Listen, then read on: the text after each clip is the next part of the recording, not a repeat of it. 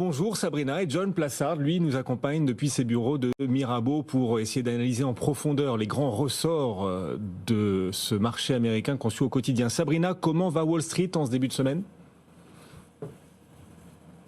Eh bien, écoutez, c'est une petite forme ce lundi pour démarrer la semaine après une semaine solide sur les trois indices américains, meilleure semaine sur l'indice Dow Jones depuis mars.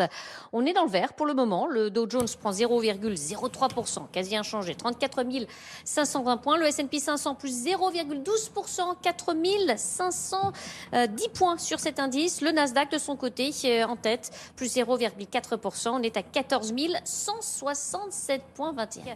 Est-ce que l'inflation atteint son pic aux États-Unis?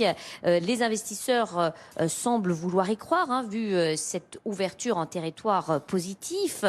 Certes, on a assisté à une nette accélération de l'inflation aux États-Unis sur le mois de mars. Si on regarde le glissement annuel, on passe d'une hausse de 7,9% sur février à 8,5% sur ce mois de mars. C'est plus que prévu puisque le consensus attendait une hausse de 8,4%. C'est un plus haut, Guillaume, depuis le mois de décembre 1981. Les tout premiers jours de l'administration Reagan, l'économie américaine était alors en récession.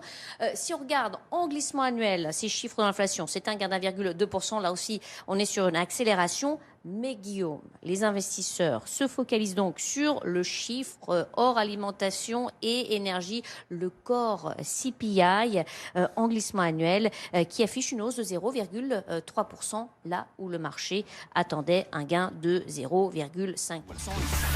Une heure de séance sur les marchés américains. Quels sont les enjeux du jour à Wall Street? On en parle tout de suite avec Sabrina Quagliodi qu'on retrouve en duplex depuis le Nasdaq à New York. Bonjour Sabrina.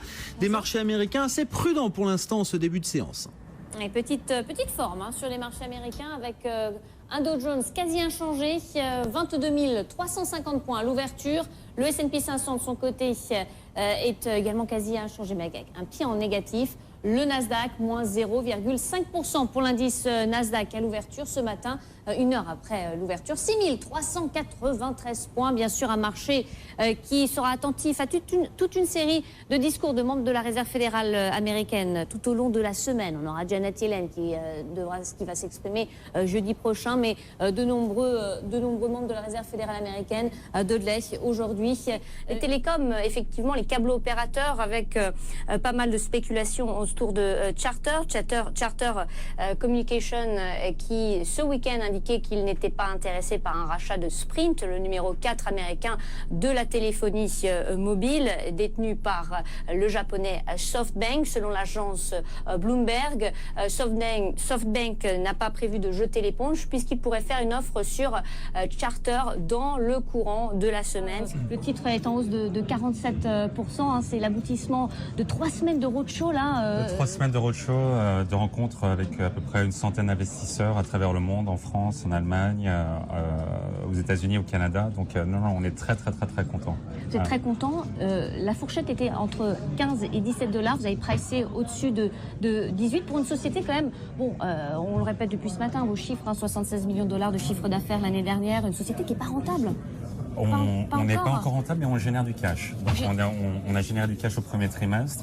On va continuer à en générer sur les prochaines années. Écoutez, ça va être une longue aventure, donc c'est le début. Ça fait 7 ans qu'on a commencé et aujourd'hui c'est le premier jour où on est public. Il y a encore beaucoup d'années devant nous. Donc nous, notre objectif c'est de continuer à construire. Puis après les marchés décident. Ça fait 7 ans seulement que vous vous êtes lancé, 2012. 2012. Nigeria. Nigeria, exactement. Et vous êtes aujourd'hui ici. Vous aviez ça en tête quand vous vous êtes lancé en 2012? Non, pas du tout. Non, pas du tout. Et je pense qu'il ne faut pas prendre les choses qui se passent comme si c'était normal et comme si ça devait arriver. Je pense qu'on a travaillé, on continue à travailler, mais en réalité, évidemment qu'on ne pouvait pas s'attendre à ça. Et c'est arrivé parce que ça fait 7 ans que les équipes dans 14 pays